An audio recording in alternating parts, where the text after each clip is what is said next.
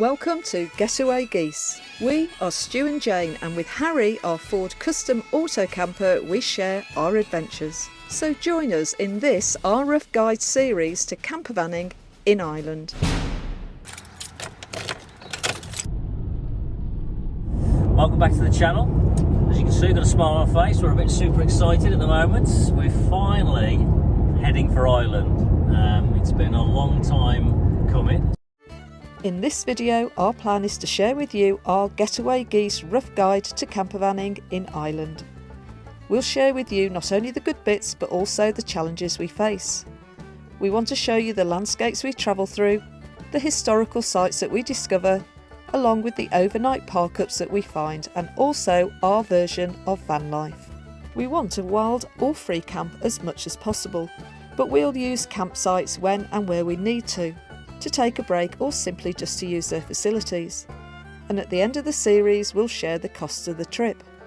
This trip will be the longest that we've ever spent in the van, but whether we make it through the proposed 8 to 10 weeks without getting divorced has yet to be determined.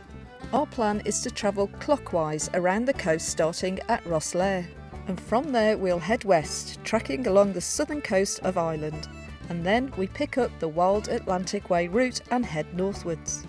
Then towards the end of the trip, wherever we are, we'll head back across to Rosslare.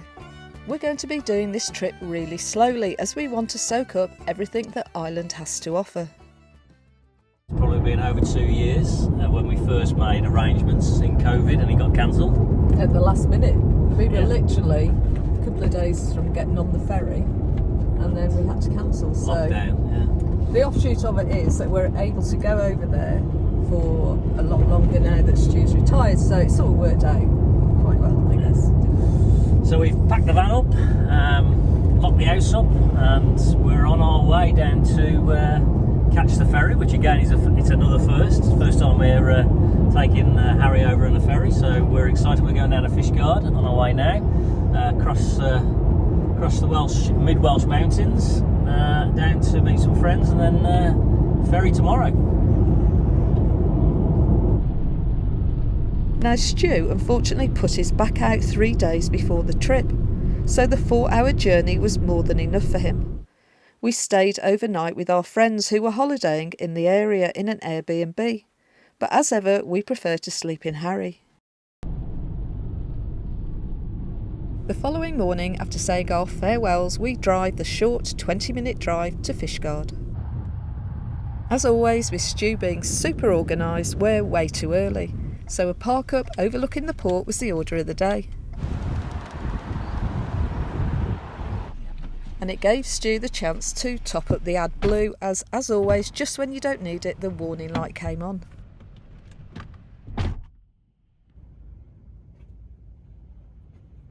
It's pretty windy today, so we're hoping that the crossing isn't too rough.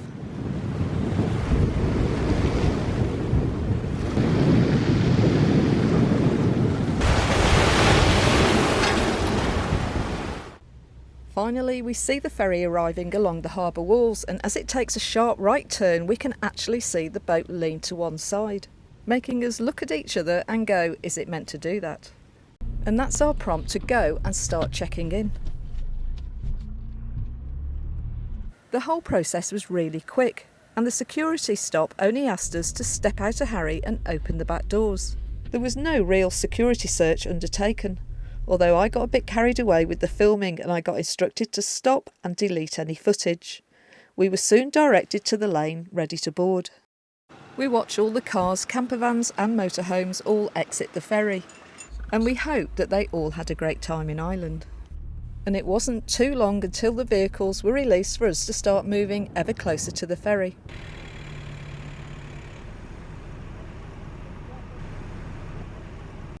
Harry was all tucked up by the bow doors, and the ferry seemed jam-packed, which surprised us because it was out of season. A quick look on top of the ferry as we pull away, but it's really windy. Booking through our caravan and motorhome membership, the journey cost us £303 return, booking with Stena Line, and it takes about 3.5 hours to cross. It's cold and Stu is in a lot of pain, so we seek shelter down below, and we comfort ourselves with a cheese toastie and a nice cuppa. And as we approach Rosslare, we're instructed to get our vehicles, only to hear the common sound of many car alarms going off.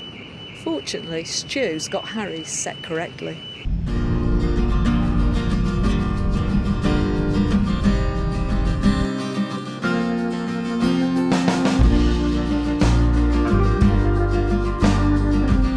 And it's not long before the ferry starts to empty.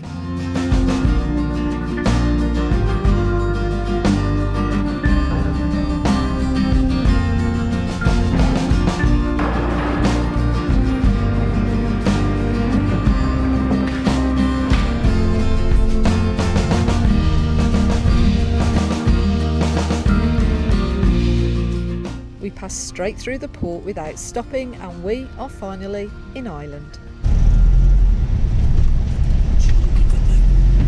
Looking for a certain reg. It's weird we've not shown our passports to anybody. No? I don't know. Yeah, they've all had their holiday, all heading back. The sat-nav is taking an age to set the destination. Okay, so that ferry trip was pretty good, to be honest. No issues getting on or getting off. It went fairly quickly. It was about we left at 1 o'clock and got in at 4 o'clock, around about 4 o'clock anyway. So that was quite good. We're just still in Rosslare. Jane's just gone into the supermarket to stock up on provisions, and then we'll get off to try and find our first park up. So how much was the total bill? 60. So that's about 50. It's about 50 quid, that is.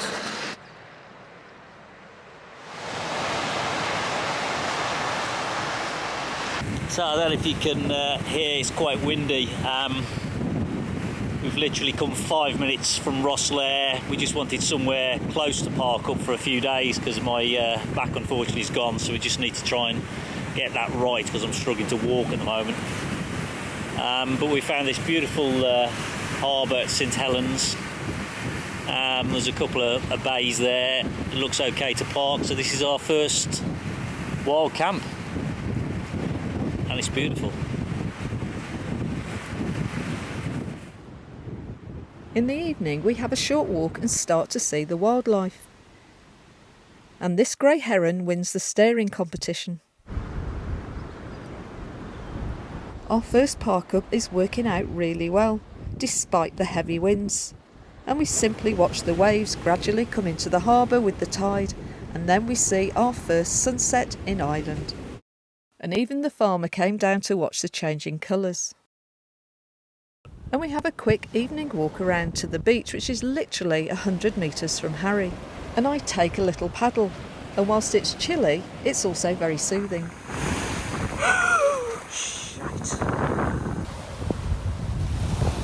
On the way back, we see this dead gannet, which is such a shame for such a beautiful creature. What a day, and despite us not being on top form, we have a sense we're in for a great time, as we have already.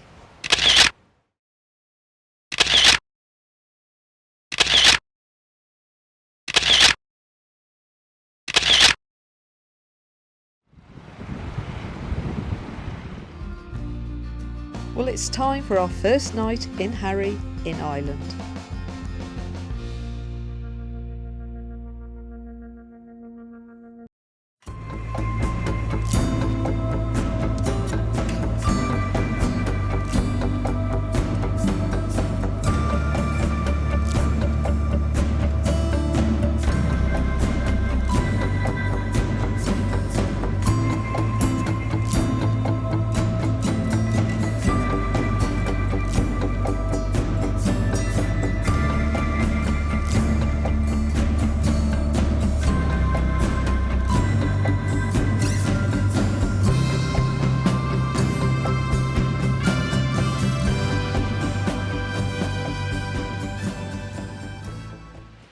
The following morning the weather is a lot calmer, and we decide we both need a quiet day, giving Stu more time to help his back and giving me a bit of time to regain my energy levels. And after all, we're in no rush. Had a good night's sleep generally. Obviously with my back I tossed and turned a bit and Jane tossed and turned, but We had a peaceful night where we were. Could hear the sea all the way through because we're right in the harbour. Woke up this morning on our own. Came to the beach. It's just round the corner from the harbour. It's just beautiful. Actually, it's actually quite warm. I don't really need my coat on. It's quite sheltered around here. It's a nice, peaceful beach. And the joys of a simple picnic sitting on the beach allows us to enjoy the solitude of the place. We start to see more wildlife making an appearance. Seabirds, and then a couple of seals make a distant entrance.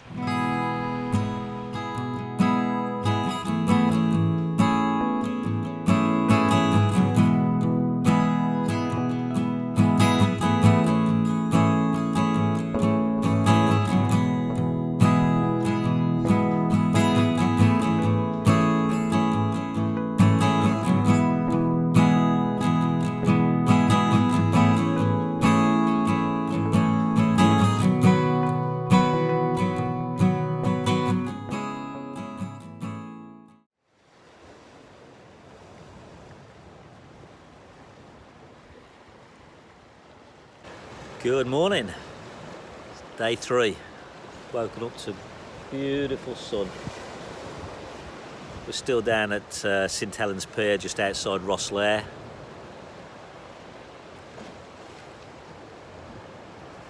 So peaceful. We both went to bed early last night. Going to move on today. It's time to move on and get the trip underway, really. I've got to go to Wexford. I screwed up really with the mobile data. I'm with 3 and they want, I've got sort of 12 gigabytes roaming allowance, which isn't going to be enough for what I want to do with uploading videos, but also, you know, surfing the net and watching videos as we go around as well. So they want £5 a day, which would be extortionate. So it's about 35 quid a week, and you know, 10 weeks that's 250 quid. Well, I ain't paying that, obviously. So I'm going to go and get a local SIM. Seems to be the recommendation of fair forums.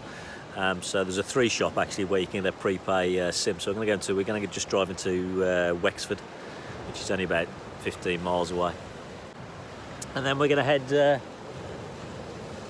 head just further along west on the south coast, find another park up. So we're taking it very slowly anyway, but we're going to take it slowly at the start.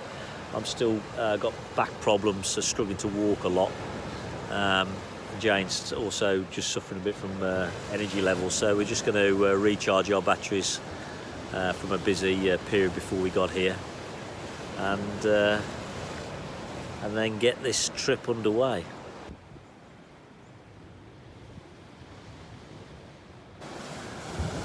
My favourite bench so far. And then I spot a wild swimmer in the bay, which I think is something Jane may try out. I think I'll stick to sitting on a bench. There's always one, isn't there? And Stu is normally always the one. But I can also see how much he's struggling by the way he's walking. And just as we're packing up to leave, horses and their riders pass us and leave us a present. Well, the horses did at least. Well, we're going to leave it there for this video, as it's been a great start. And I hope you can join us on future episodes as we start to slowly unpack and discover the beauty of Ireland.